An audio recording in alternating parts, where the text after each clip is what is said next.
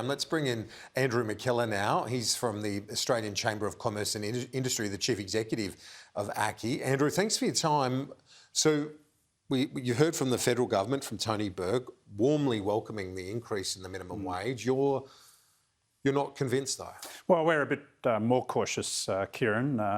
We would say this is a risk for the Australian economy at this point in time. We're seeing a number of pressures building on business. We're seeing acute labour shortages. We're seeing real supply chain disruptions, energy prices spiking up.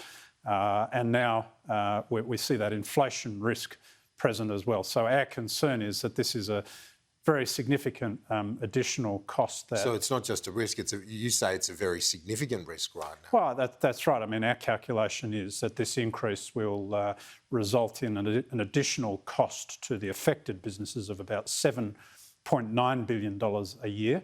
That's got to either be absorbed on the bottom line or passed through to consumers. And I think that's where our concern is it potentially does add to inflation. What do you say to the argument, though, that those on the lowest incomes have had wage growth pretty much stagnant for a long time? Well, that's not actually the fact. So if you look over the past 6 years or so, in fact, these minimum wage increases have been well in advance of inflation.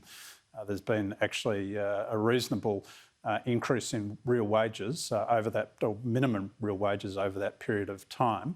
And in fact, it's been above productivity growth as well. So look, we understand, of course, people are keen to get a pay rise, and those on the lowest incomes, I think, certainly deserve an increase, but we think this is too much. When you look at the argument, though, that unemployment is so low, and you're talking about labour shortages and so on, but to say that there's a risk to the jobless rate and so on out of a wage increase like this, isn't that diminished by the fact that we are in demand for labour right across the economy? So if someone were to be laid off somewhere, there are many other opportunities.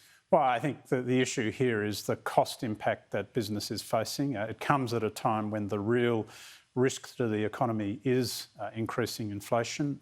In turn, we're seeing the Reserve Bank signalling that it will continue to increase interest rates. And if we get higher inflation locked in, then I think the risk is we're going to see more and more increases in interest rates, simply wiping out this sort of gain. But isn't that the point, that the Fair Work Commission has increased the minimum wage and the flow-on effect to other awards because of that very point, that rates are going to rise? They know that, and to keep up with it, there needed to be a substantial increase. Well, we're like a cat chasing its own tail at this point, and I think really what we need to see is much more flexibility. It needs to be driven by the outcomes in individual industries, in individual enterprises, not this sort of one size fits all. So I think here, part of the problem in today's decision is not just that it picks up 180,000 or thereabouts of the lowest paid people in the economy.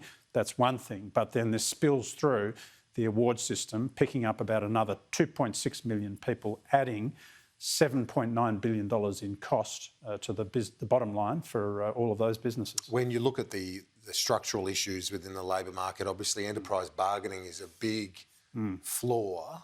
Are you hopeful that this job summit coming up within weeks will assist in coming up with a grand bargain to get that back and working?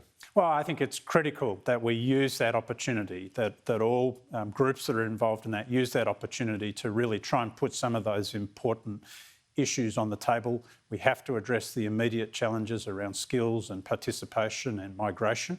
But of course, we also have to look at the industrial relations system.